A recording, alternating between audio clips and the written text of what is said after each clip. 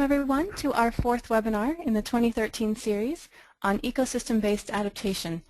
My name is Laura Cavanaugh from the Resilient Cities team at the ICLE World Secretariat in Bonn, Germany, and I will be hosting this webinar for you today.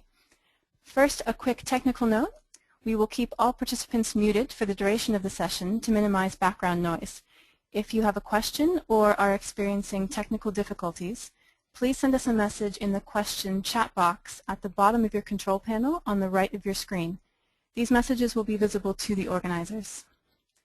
For those of you who don't know about us, ICLE Local Governments for Sustainability is a membership organization for local governments around the world with over 1,000 member cities in 84 countries.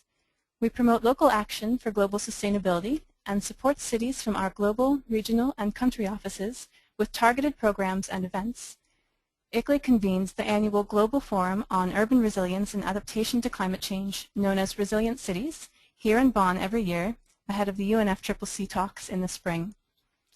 These webinars focus on a selection of key themes from our 2013 Resilient Cities Forum, showcasing selected speakers from the forum and additional local government representatives. The webinars build on conversations begun at the conference, keeping the dialogue going and providing a resource for those unable to attend, while looking ahead to 2014. I would like to mention now, for those of you interested in contributing to next year's Congress program, that our call for contributions is currently open online and will be closing soon on November 30th. You may wish to submit, for example, under the theme of ecosystem-based adaptation, which includes blue-green infrastructure and biodiversity, or on one of many other topics related to urban resilience and adaptation. In today's webinar, we will discuss how cities can utilize green and blue spaces and the ecosystem services they provide to increase resilience. Practical examples of blue-green infrastructure will be shared, along with strategies for integrating ecosystem-based adaptation approaches into city plans and policies. Our agenda includes 2 presentations totaling about 30 minutes, followed by a 10 to 15-minute question and answer session. Nico Tilly from the City of Rotterdam and Delft University of Technology will discuss the history and application of blue-green infrastructures in Rotterdam, detailing a selection of projects and how they contribute to a holistic resilience approach. He will also discuss the use of spatial and socio-economic data to inform ecosystem-based planning. Ivona Wagner from the University of Łódź and European Regional Center for Ecohydrology, UNESCO, in Poland, will expand upon the role of the blue-green network approach and how it can be integrated into strategic urban planning documents. She will discuss how ecosystem services can be utilized to mitigate the impacts of climate change through proper environmental management. Please hold your questions until the end. You can type them in as we go along, and we will read them out at the end. When doing so, please indicate which speaker the question is for, and if you like, the name of your organization. Please also feel free to type in any relevant comments or experiences that we can share with the audience and the presenters during the discussion. As previously mentioned, please also type in any technical questions so that we can help you sort them out. To get things started, I would like to introduce my colleague, Sarah Birch, Program Manager for Climate Risk Management and Biodiversity at the ICLE Africa Secretariat and Cities Biodiversity Center in Cape Town, who will provide a brief introduction to the topic of ecosystem-based adaptation. Sarah, when you're ready.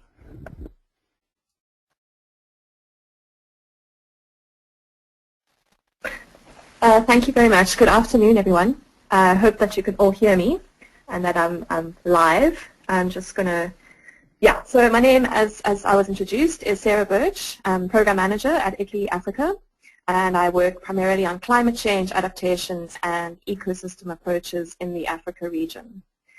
So as we all know, ecosystem-based approaches to adaptation to climate change are relatively new, and even more so at the local government and urban level. It's one of a suite of adaptation approaches that a municipal authority can consider as part of their overall adaptation strategy and plan. However, there's growing interest in the topic, even though it's new, and I think this is because there are really potentials for multiple benefits and triple win situations for municipal authorities. And I think many of them we're familiar with, obviously, the buffering effect against climate change, but also related to other wins that a municipal authority can see, such as green jobs and livelihood creation, maintenance and restoration of soil and vegetation, carbon stores, so also additional benefits for reducing greenhouse gas emissions, creation of recreational space for human health and social and mental well-being, and so on. So quite an exciting topic, really. But it's not always simple and not always necessarily the cheapest option, but in the long term can be extremely beneficial and provide long-term cost savings to a municipal authority. So just a quick snapshot of some of the work that ICLEI has been done and has been doing in the last decade. We really have been pioneering, our cities have been pioneering in this field of work. And some prominent examples include the work under the Global Cities Biodiversity Center via the Local Action for Biodiversity, or LAB, program of work. And in particular, there's a work stream on climate change and biodiversity that 6 cities have pioneered in. So you might be interested to look into some of that work. Most of those cities are in Europe, Australia, South Africa, and Canada. And we also have the TEED manual for cities that we've worked on with many partners, and it's also important in this area of work because of the linkages to providing some cost-benefit analyses in terms of looking at different adaptation options. And recently we've just completed a funded project via the Climate and Development Knowledge Network, the CDKN, which focuses on urban ecosystem-based adaptation in Africa. And there we were aiming to provide a decision-making tool for ecosystem-based adaptation in Africa. So really trying to start exploring how cities can make decisions around when to use ecosystem-based adaptation, how to use it, and to know if they're being effective in what they're doing. So importantly, this actually links to the Durban Adaptation Charter for local governments that some of your cities may have signed up to. And one of the principles within the Charter is around ecosystem-based adaptation. So we're really trying to work into the future towards developing resources and tools that will help cities to implement on this principle. And there's over 1,100 local governments that have signed up to the Charter. So a lot of interest out there and a lot of need for access to resources and information.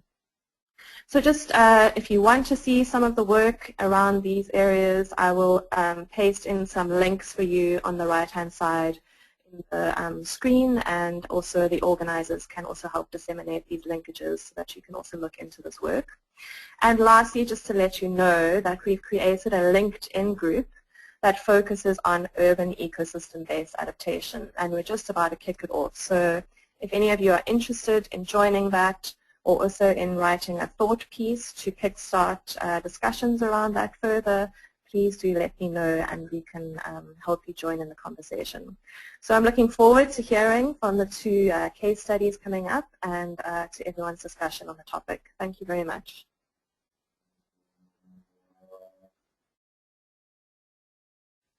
Thank you very much, Sarah. Thank you very much, Sarah. Now please allow me to introduce our first presenter, Nico Tilley. Nico is a teacher and researcher in landscape architecture and sustainable development at Delft University of Technology and is currently completing a doctorate in livable low-carbon cities, focusing on integrating sustainable development and energy planning into the overall planning process. Nico is also a landscape architect in sustainable development for the city of Rotterdam, where he is a leading advisor on energy, green, water, and resilient city strategies, working on citywide projects such as Museum Park, Urban by Nature, and Urban Metabolism 2014. Nico is an initiator of the GIS Resilience Project approach, which helps to accelerate transition into more resilient cities. Within these fields, he is responsible for the sustainability strategy for the southern part of Randstad, Holland Metropolis. In addition, he is a senior fellow of the Global Cities Institute in Toronto, a representative to the German Marshall Fund, and is currently coordinating several European Union projects on sustainable development, energy transitions, and ecosystem services. Nico, please begin when you are ready. Okay, thank you very much for this invitation to give a presentation to this group of people. Should I say good morning or good evening or whatever? It's very interesting to do this. Ecosystem-based adaptation, I want to talk about some experiences in Rotterdam. First of all, when we try to look especially at the water system, because in the Netherlands we have of course a low-lying country near the sea, with rivers, with a lot of rainfall, we need to understand the ecological and natural system.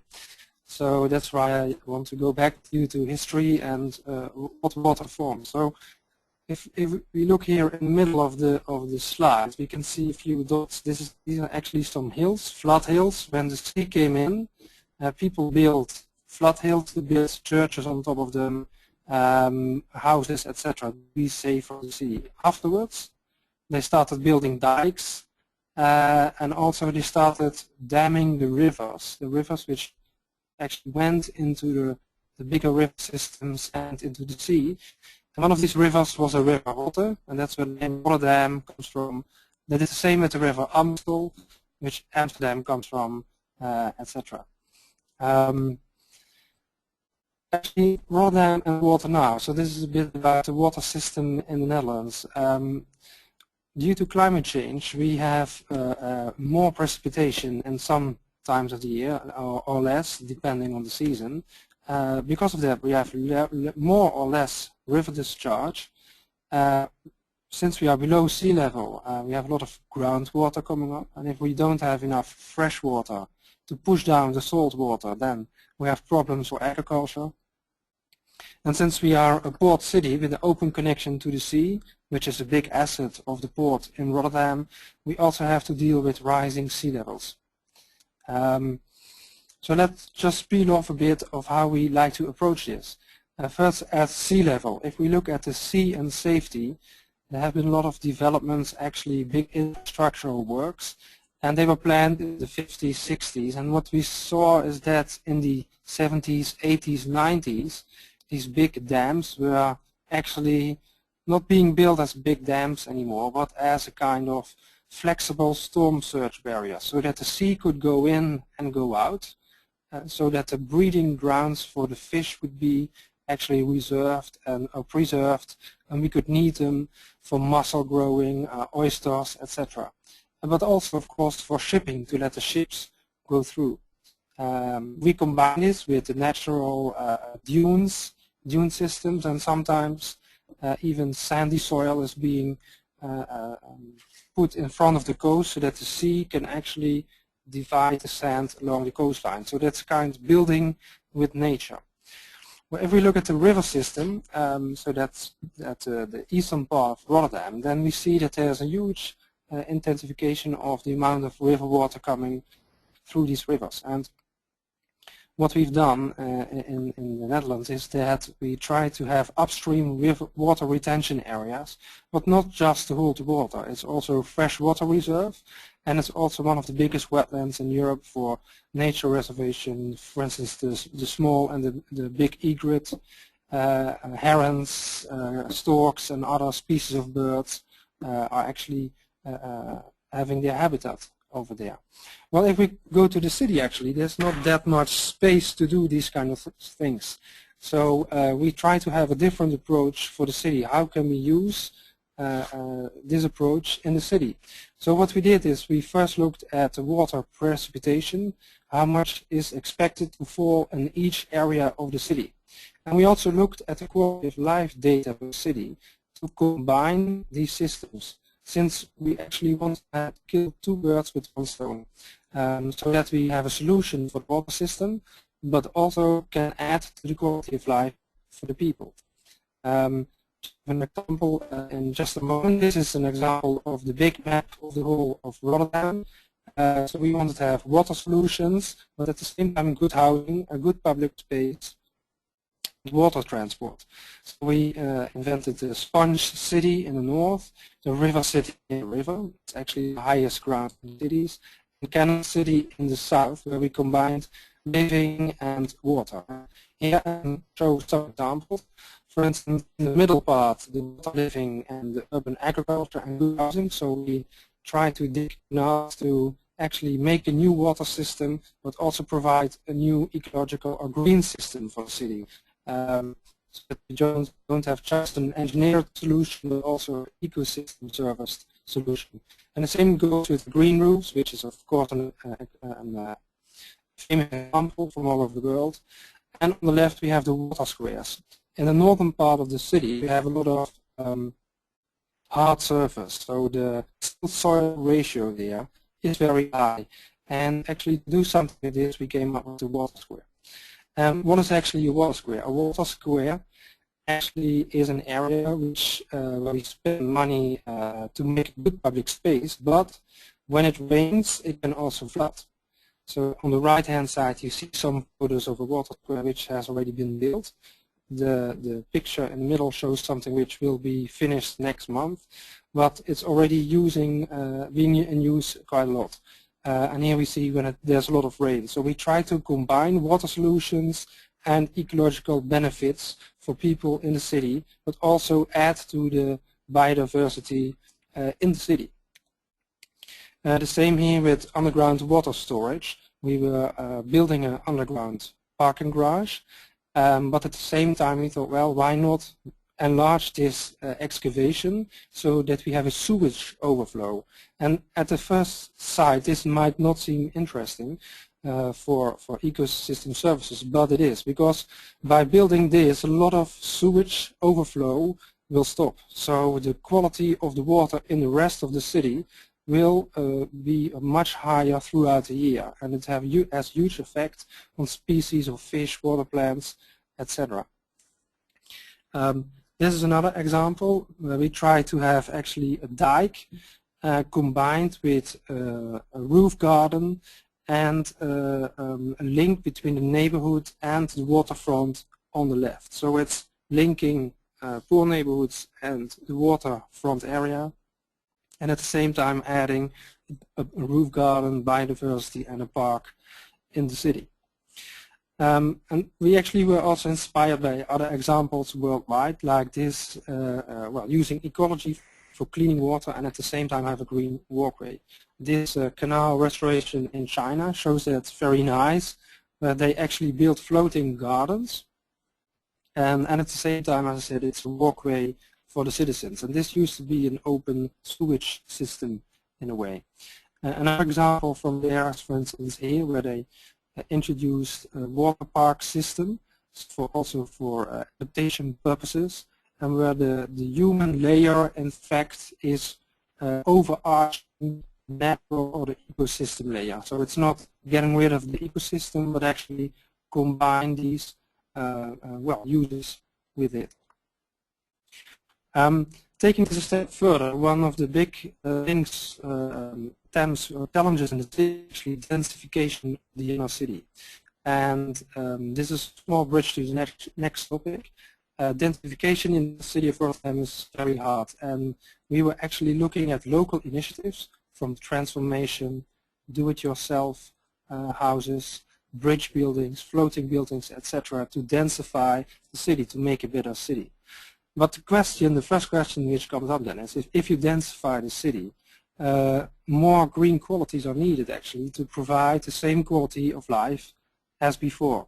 So we looked at what kind of strategies are there, well, next to densification, also to, let's say, greenification or more greening of the city, and will this provide us with a more sustainable city? So we integrated green strategies in the line of the main ecological structure with other issues. And on the right hand side you see the ecological system of the city, which is actually linked to the waterways in the northern part of the city, the main river in the middle, and the river in the south, so that we have actually a radial system or wedges coming into the city, the green wedges, and a radial system at the same time. So here we try to combine ecological purposes with the use of the green area in the city. But you can do the same at building block level, as we can see here on the left-hand side. Just some practical examples which range from urban farming, which is all over the world, but we try to link it to this main ecological structure of the city so that it will benefit the bigger picture as well. The same with parking lots near the river area, which become green public space. 2 years ago this was just an off parking lot. but also for playgrounds for children. Especially this picture where it says play wilderness.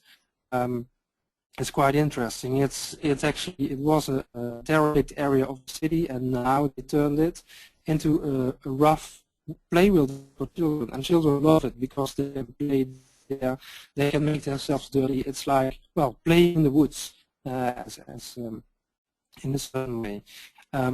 In a number of areas in the Netherlands, we try to do this with so-called woonerven, which is actually that the children have the right of way instead of the car, so they can play, they can use their bikes, etc. Well, coming to bikes, of course, it's also interesting to see how you can combine biking and green infrastructure. Well, there are all kinds of bikes, but on the right-hand side here you see bike path through woodland areas, over dikes, etc. So that it also becomes and adds to the quality of life in the city. But not only biking, also good public transport, of course, is important. But why make public transport in a concrete base? Why not use green and more trees to actually have public transport, but at the same time provide a good ecological system for your city? And while having done this study, we asked the research institute Tino to come up with some conclusions, and turned out that before we added 30,000 people, we had 37 square meters per person. Now we added also some extra green, but because we doubled in population, we only have 34 square meters of green per person. But still, this was a very successful approach, as we didn't just add green in one big area, but a green network in the whole of the city. And that made a lot of difference. So we try to measure this ecosystem services where it increased, and actually all the measures we try to do, from health to living environment, safety, energy, everything increased except for noise and air quality, because more people were living in the same area as before. But for the rest, everything improved, and that was main to introducing a green network. Also, the healthy life expectancy of people increased by 2 years because they will more opportunities to go jogging, to have less obesity, etc., etc. So just to make a small step to using data in cities, because sometimes it's quite difficult to address these issues in city, or takes a lot of time. And let's face it, there is already a lot of these systems around, from BREEAM to LEED, and they are very good systems. But we try to have for every neighborhood in a city a LEED neighborhood or a BREEAM communities or whatever. But actually took too much time to do that. We said, why not use our own GIS data, and the BREEAMs and LEEDs are all in numbers or in percentages or in gold medals. They are not in maps. In the city, and we try to communicate with maps with people outside to have community-based planning approaches, etc. So we said, why not use our GIS data and to actually come up with this transilience or a transformation to a resilience approach, to use this approach. And what we do actually is that we not have one number for the city, for instance, so much green per hectare in the city. No, we try to have as small pixel as possible, for instance at block level or house level or neighborhood level, whatever is available. And if you don't have GIS, there are other ways to do this. But the difference is, if you have these data available, you can make it scalable. So then you have the data for one block or a neighborhood or a district or for the whole city. And then from the GIS perspective, you can be very fast and very flexible. So instead of having just data and, for instance, a score of 6 out of 10 for a neighborhood, because then you don't know if it's somewhere a 2 or somewhere else in the same neighborhood at 10, because it's an average. Now we can see this in a map, because a map is easier to read than dozens of Excel sheets in a way. But then if we have 100 indicators, like here, people, planet, prosperity indicators, 100 maps is not easy to read as well, and still we want to use this in stakeholder processes. So a diagram, in this case a spider diagram, which was made by one of our brilliant students, Rayat Gendea Munoz. A diagram is easier to read than 100 maps. So why not use this diagram as a thermometer in every neighborhood, where red indicates is below the average of the city or below a certain threshold, and green indicates it's above. And behind each indicator is in fact a map in GIS, which we can actually put on the table in our stakeholder sessions. Like here, for instance, the government is a stakeholder as well. There are other stakeholders. We can put in the GIS maps or other maps, as I said before. It doesn't have to be in a GIS, but if you have it, it's of course easiest. And then go ahead with your project. So we facilitate the transition process, and we help stakeholders to define what is red or green. And of course, there will be discussion, and they will want to check data, etc. But we help them in this process. For instance, one result might be stakeholder chosen theme like water. Are water problems? Is there a recreation shortage? And here we can have an example in this neighborhood where, for instance, in the left-hand corner, we see that there's no problems there because there's no the basement is not flooded. So this is actually no problem. So it might be a 10. While here in this area, in the red circle, it's a 2. So in theory, this neighborhood would get a 6 out of 10, but then you don't see the problem. So that's why we actually went to GIS mapping on a small pixel. So we can here see water problems and recreation shortage, and a possible solution is a water garden or water square, or whatever solution you intend to link it to the ecological local systems to improve biodiversity. Here I picked water, but we could have easily chosen any theme out of the 100 indicators we have come up with. So to follow up for this is use this approach for every neighborhood, which we are now working on, but we can also use it for certain urban typologies. For instance, just use it for the areas being built between 1980 and 1990 or from the 1930s. So we can use it for every typology and see what are the opportunities and challenges in these areas so that we actually can make new policies for that. But the next step also would be to use this as an early warning system per typology so that we know what to do already. And especially in fast-growing cities, and I think that classical urban planning cannot cope anymore with the speed of some developments in cities in the world, this could be a tool to see this early warning system of how to steer actually some developments, to leave space for ecosystem services, to leave space for agricultural production, to leave space for watersheds to have clean drinking water, etc. This is my last slide. And this year's International Architecture Biennale in Rotterdam, one of the themes, and we are involved in that as a city and from the university, is urban by nature. And it all deals with, can we plan Rotterdam as an urban ecosystem with a high quality of life? And it's all about flows. As one of the professors here said, in some parts of the world, people's access to flows can make the difference between life and death. In other cities, they open the way to well-being.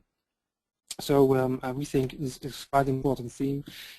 Also to go back to some cities, why are cities formed like they are? Well, a city for us it's a way of life to people.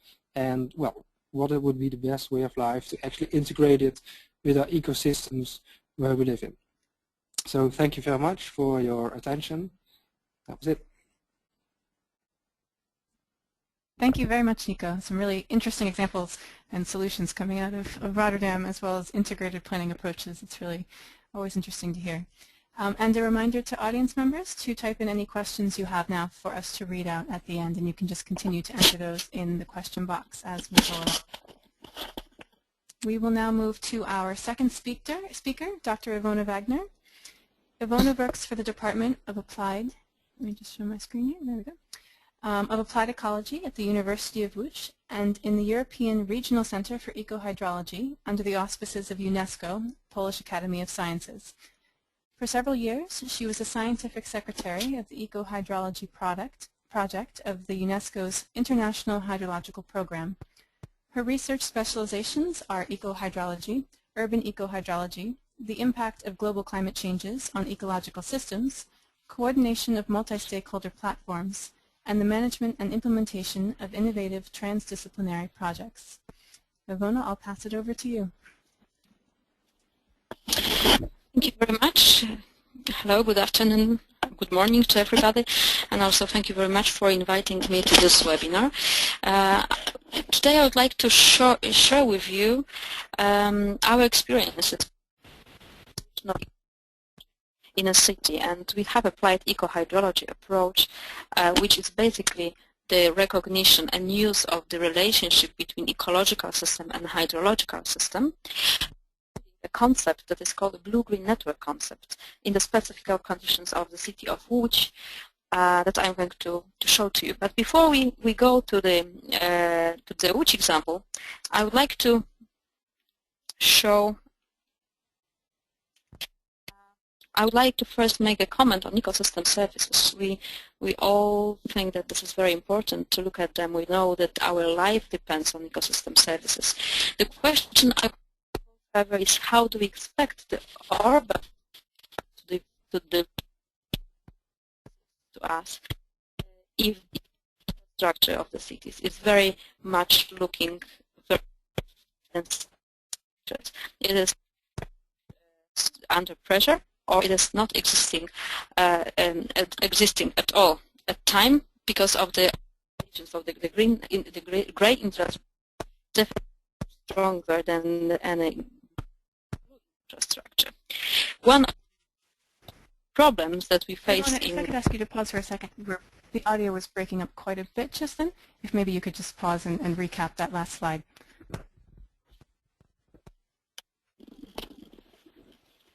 I'm sorry, I couldn't hear you.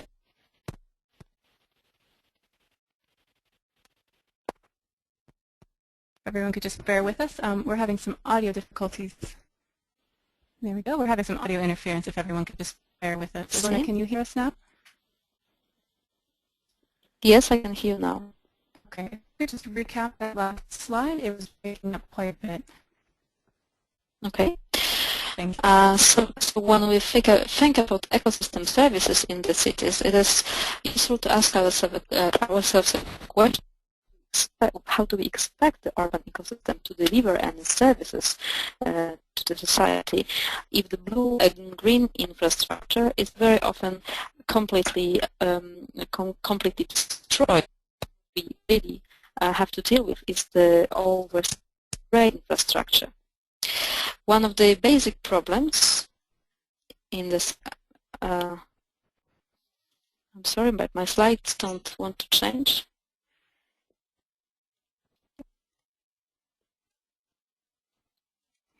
You might have to click first into your PowerPoint and then over. There's sometimes a lag.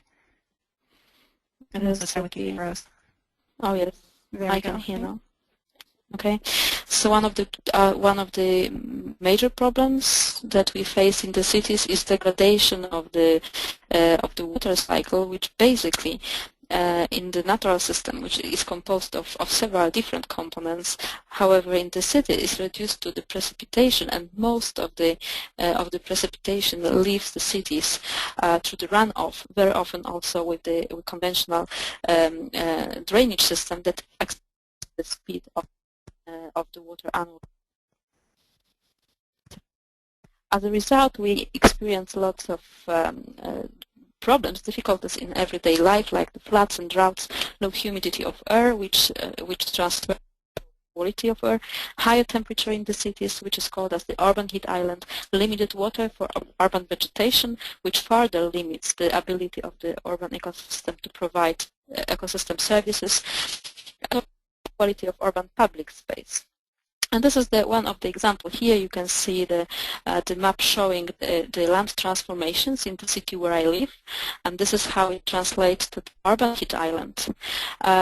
It also has an effect on the air quality, which I'm going to show on the next slide. But here is one more map and a table showing you the problem in the Europe scale.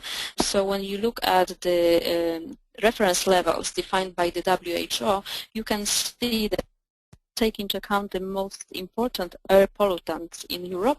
Most of the European population in the city lives beyond those reference levels. Here is the map showing the loss in the life expectancy attributed to the exposure to the fine particle in the 2000 year. in Europe, and here is the cost of it. So the half cost is expected to be up to even 600 billion euro per year in the year 2020.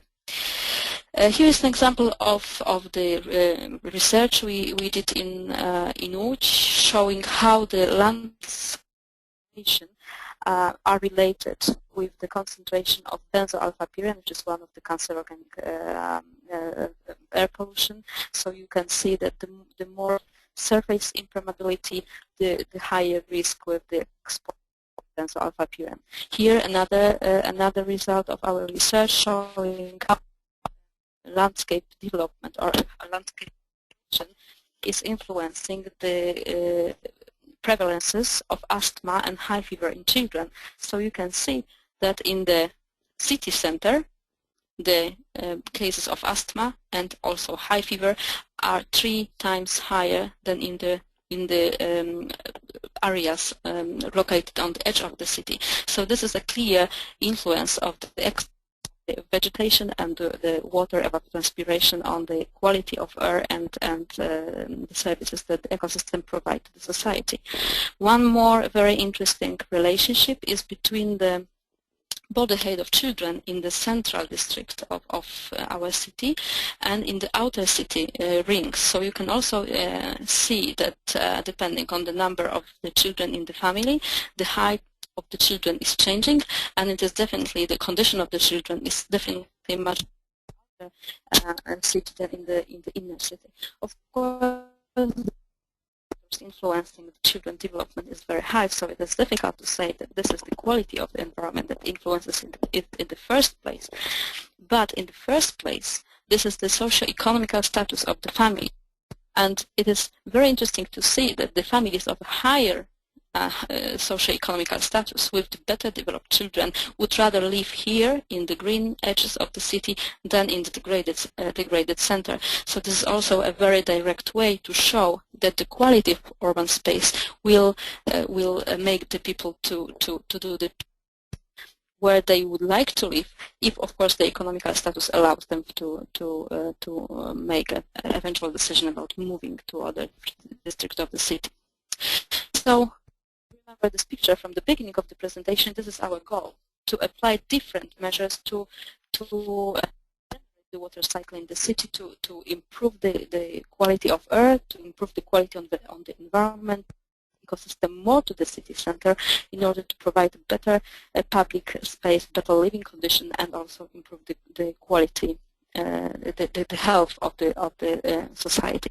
How we want to do this? We want to do it by changing our attitude to stormwater, which so far has been rather a threat, not a valuable resource, and it should be really perceived to improve the quality of life in the city. For that, we need to do 2 things. We need to improve the retention and purification of stormwater in the city center, and also find a new way of thinking to facilitate the change in the institutional way. If you think of a green space in the city, it cannot be too large, because then the city development is restricted by the low economical activities of the city. This is a situation which is attributed to urban sprawl. It cannot be also too small, because this is exactly when all the negative environmental degradation happen and reduce the quality of life in the city. So there must be some optimum area between for the percentage of green space and water areas in the city.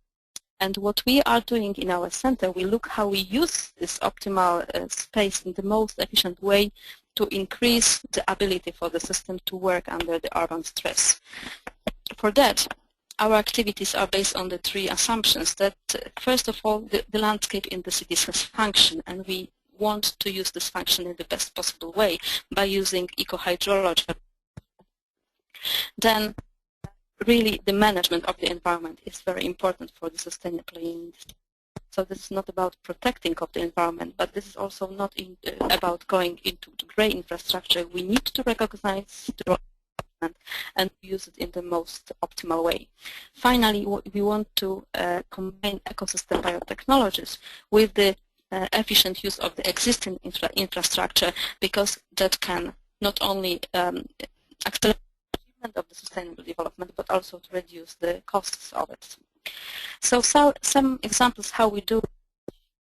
Very shortly, I shall tell you that Łódź is a very specific city.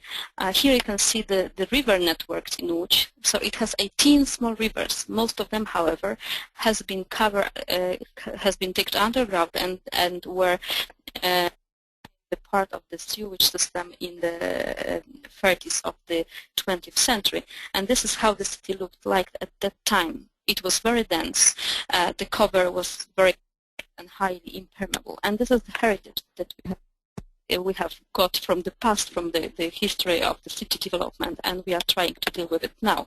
So 18 rivers, most of them very degraded and very impermeable cover. But the natural way to start with the rehabilitation of the rivers first. The examples I want to show you relate to one of the demonstration river that we have in Łódź. So our activities I have divided into steps. The first step is stormwater purification. Here you can see an example of the sequential sedimentation biofiltration system for stormwater purification that has been constructed in the upper part of the demonstration river. It has 3 zones: sedimentation zone, biogeochemical zone, and constructed wetland zone. And all those zones are designed to very intensively purify the water. The next is a construction of ponds, retention ponds that capture the water.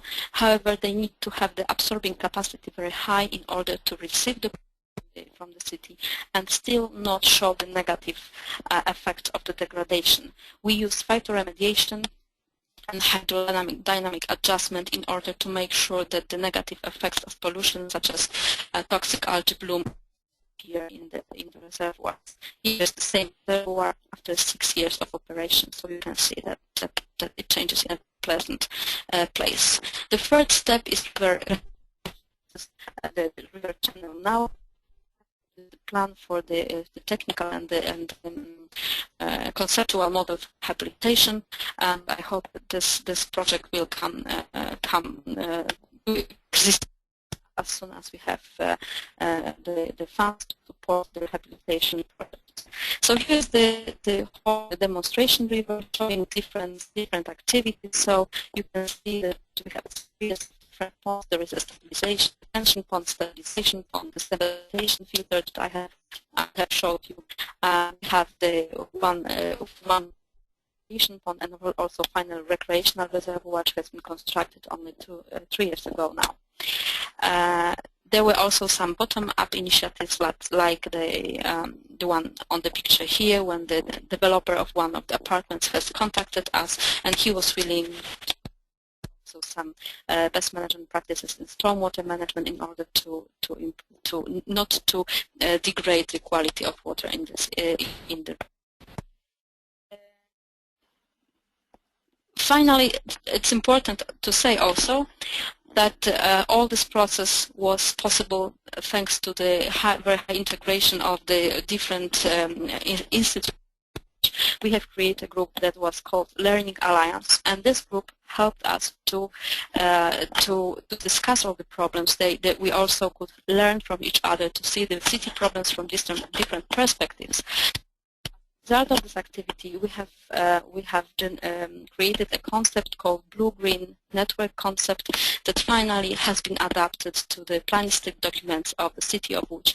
And here it is how it looked like now in the study of development and conditions of directions and conditions of the city of Łódź.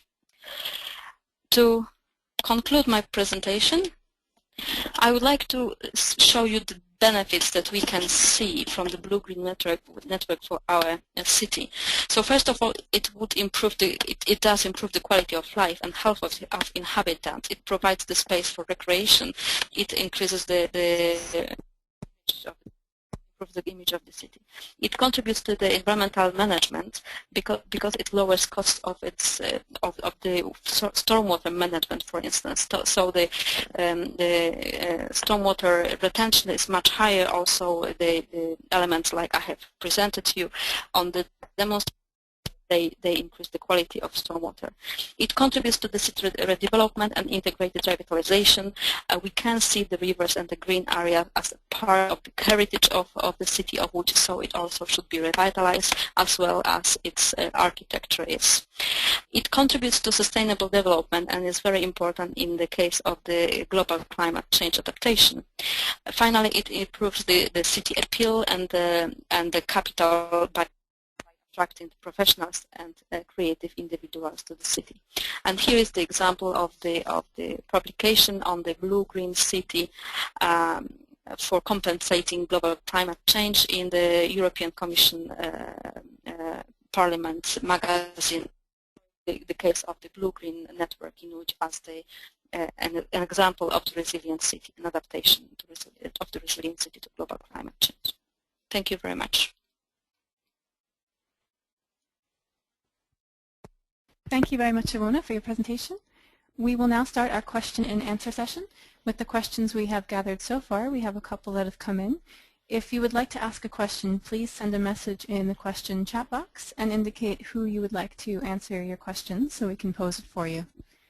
So we'll begin. We have a question from Arthur Getz Escudero for Nico Tilly, and he's asking, how would taking the approach demonstrated in your presentation take shape by including both urban and surrounding rural interests? And does the Rotterdam process extend to peri-urban and rural participants, especially for ecosystem service planning?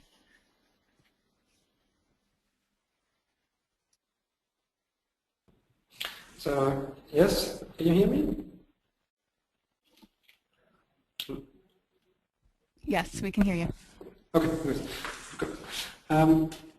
So yes, this whole approach depends on the regional system as well, because the waterways they come from the city region. So it's actually it's impossible to just look at the urban area, because we need the city region for agriculture, for storing water, etc. So it's well, a dual system. So that's why Rotterdam city region, or even with the Hague city region, we have to work together to realize this, because it's the watersheds in the end we have to deal with. It's not the municipal boundaries. So that's my answer for the water system. But even if we look at urban agriculture, for instance, then it's also something where we depend on the city region. If we want to improve that and to have more urban agriculture go along with ecological quality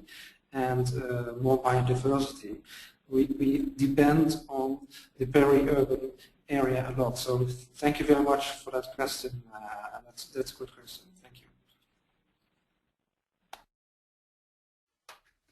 Thank you. And we have a second question from Arthur for Ivona, and he asks, how far up the river system does the work that you describe go? And does this potentially provide an entry point for rural livelihood creation funded by urban interests, for example, by not overwhelming the downstream infrastructure for ecohydrology? Investment in upper catchments may seem to make sense. I'm sorry, could you please repeat the question? I couldn't hear it clearly. Sorry for this. Yes, I'll post that again. Arthur asks, how far up the river system does the work you're describing go? And does it potentially provide an entry point for rural livelihood creation funded by urban interests? For example, by not overwhelming the downstream infrastructure for ecohydrology, investment in upper catchments might seem to make sense. Well, which is located in the source area of all those rivers. So all the rivers that start in the Łódź neighborhood, they go to two main rivers, part to the Oder River and part to the Vistula River, and both discharge to the Baltic Sea.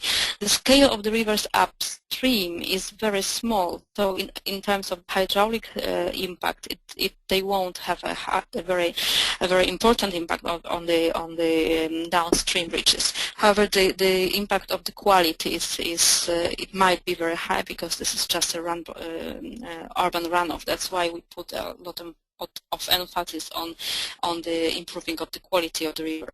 I don't know if this answers the questions.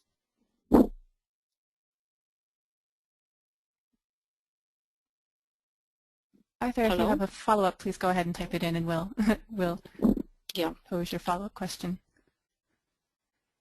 To continue along that thread, we've discussed how the city region, of course, is very important in the hydrological and ecological system. I wonder if either of you could provide some insights on the political side of that and the urban planning when municipalities work with the broader city region systems, and even the regional and national political levels, and how that experience has gone for you. One of the best experience we had in this area was creation of the Learning Alliance Group, where we have most of all concentrated on the local authorities related to the city system, but we have also invited the representative of the regional water board for 2 regions that which belongs to, and also to the national levels related to water management. The water management in Poland is very much divided in terms of the responsibilities, and we have discussed several times that there are gaps and there are overlaps in the responsibilities. There are also many cases where there are rivers which are difficult to define first from the perspective of whether they are the part of the sewer system or they belong to the river system. So also these are the cases where the responsibilities are not clear. So this experience of joining, of working with the whole group of the decision makers or of the stakeholders has allowed us to find ways to somehow complement the responsibilities and to plan for the joint action.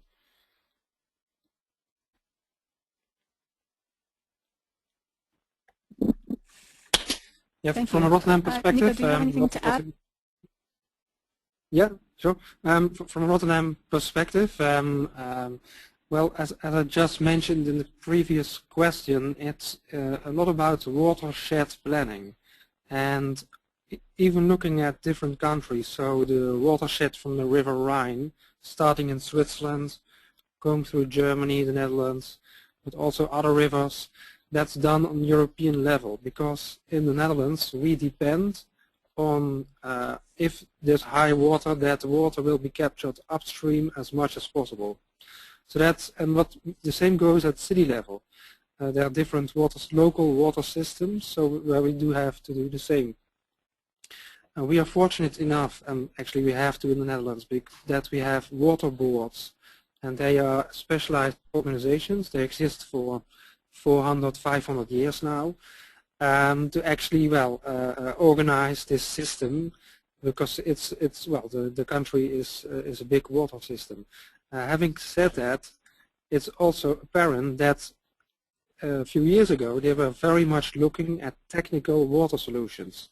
So looking at ecological and quality of life improvements, first the technical water issues were being dealt with. And now we having had this dialogue in 2005. We made together this plan for the Rotterdam Water City. And now we work much more together, so that one solution is not just a technical water solution, but also adds to ecology and quality of life. So a huge step, I think, has been made in that. And well, we have to do this again, for instance, with the sewage company, etc. But well, it's one step at a time. Thank you. Thank you, Nico. We have a second question for you from Yasmin Campos, and she writes, if the reuse and the recycling of water are possible inside the cities, which one would be the first option?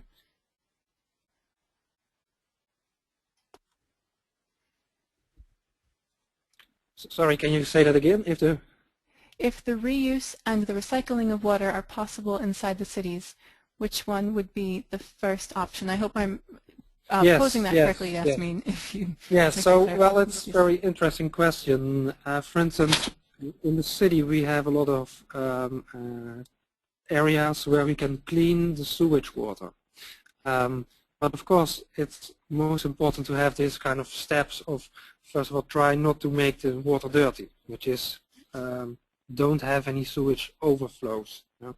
Sounds logical, but so because not dirty water, you don't have to clean it. It's clean. Then if you do have to clean it, then it goes to a treatment plant, and that water can be reused again in agricultural areas or whatever. It's actually so clean in some of these treatment plants that it can be reused in the drinking water process. Of course, it has to have some extra steps, but somehow psychologically people don't want to buy into that yet.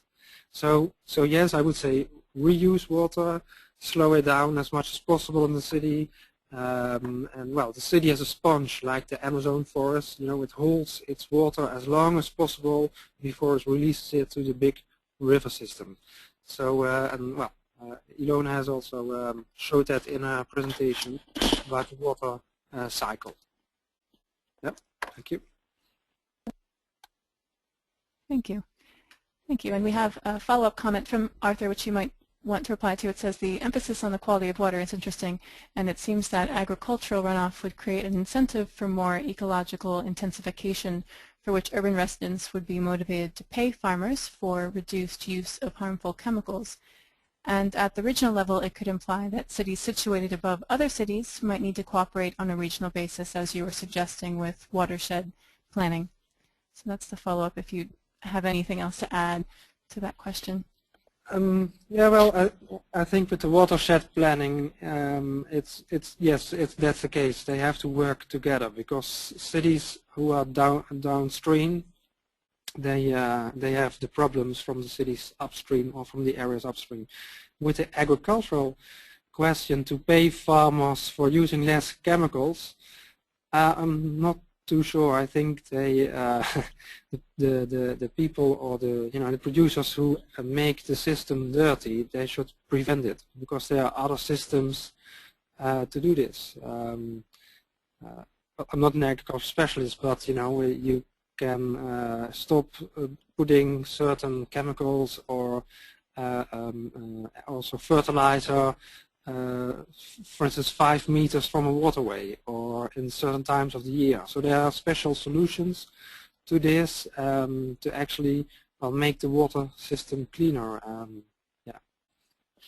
If I may comment on this, I think that this question includes one very, very important message: economic incentive. This economic incentive can be also applied in the cities.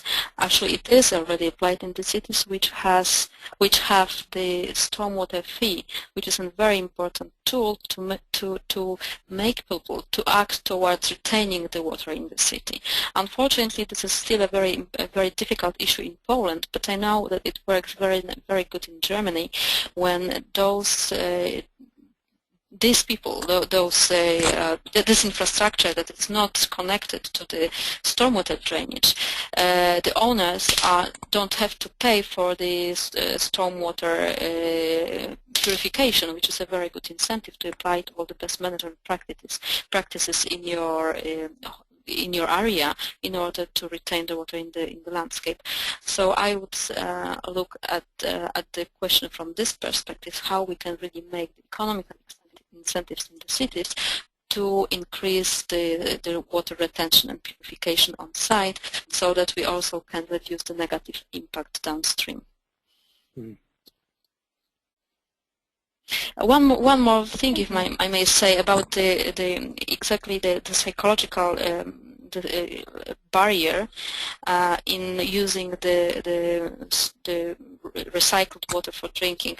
Yes, it is. I can agree that this is, of course, a very important barrier, but it's also interesting to see the downstream cities, which are very often actually using redistilled sewage for drinking. They have actually no choice. The point is that people very seldom look from this perspective at the catchment, so they don't really think what they have in their taps. But in reality, many downstream cities have the recycled and reused water in their taps. Thank you. And we have one more question that's come in. If anybody else would like to pose a question, we still have a couple minutes left in the session, so please do so in your chat box. This question is from Basant Ramal, and he says that roof runoff harvesting is becoming very common practice at individual levels in many parts of the world where water is scarce. However, there is a need to provide easy and cheap technologies to use it. Is there any common, easy way to purify the roof runoff and use it at a local level? And do either speakers have any observations?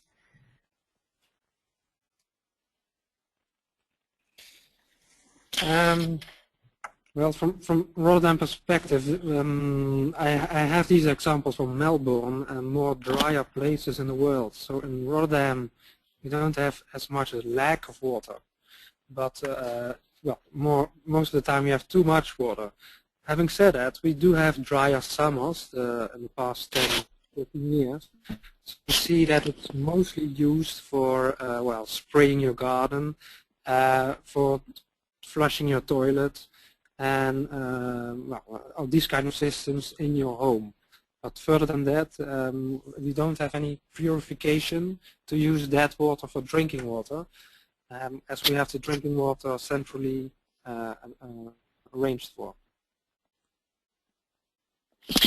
I don't have personally much experiences about about roofs in general, but of course green roof is also a very good technology which not only retains the water but is a very good filtration system, so the purification of the water takes place there automatically in a way. In case of the stormwater the stormwater runoff from the roofs purification, the key problem is of course heavy metals. So in that case there are of course on-site technologies for heavy metal treatment.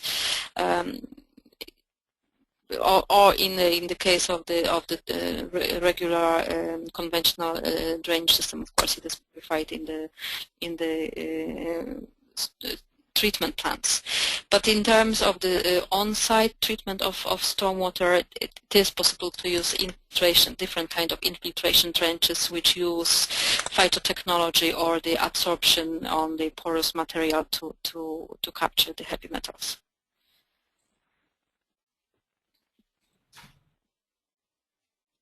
Thank you. And we'll take one more question here. If you could, both of you may have touched on this a bit in your presentations, but if you could explain a bit further what triggered the changes in mindsets within your cities to take on ecosystem-based and green-blue infrastructure approaches. You know, was it a climate event or a key project or set of activities that really set this into motion for decision makers? And what was that key catalyzing change that you noticed in your cities? Well, to answer that from the Rotterdam perspective again, well, here we have been living with water for centuries, and so far they always had been technical solutions. So drying the water with windmills, making dikes, building storm surge barriers, etc., etc. And actually in the 80s this changed already a bit because of ecological reasons, because of fishing grounds being destroyed, breeding grounds for fish, for mussels, etc., etc. So then there was a huge shift, and actually in 2004 and 2005 we noticed that when there were heavy rainfalls, the existing water system, so the technical system, the pumps, the water pumps, etc., could not deal enough with this. So at a certain moment, you just cannot build bigger sewage systems, bigger pumps, etc., etc., because there's always a bottleneck somewhere in the system. Either you have to break down big parts of the city, you know, or you have to find a different solution. And that really turned it. That people said, well, we need to think about this differently. We need to think about giving more space to the river, about using more ecological approaches like this sponge city approach, so that we can, well, have the city as a forest in a way, so that we can release the water more slower to the system. So it's actually restoring this ecological water cycle much more. And well, making that turn gave us a lot of room. So it was really that, you know, the technological system was not serving anymore. And, you know, being a coastal city below sea level, in our city we had to deal earlier with adaptation to water, where other cities were focusing on mitigation. But because, well, we are on this part of the world, we had to take that into account.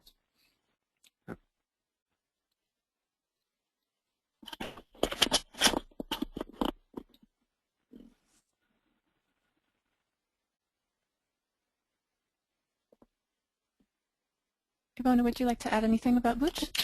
Well, I think that in our case, it's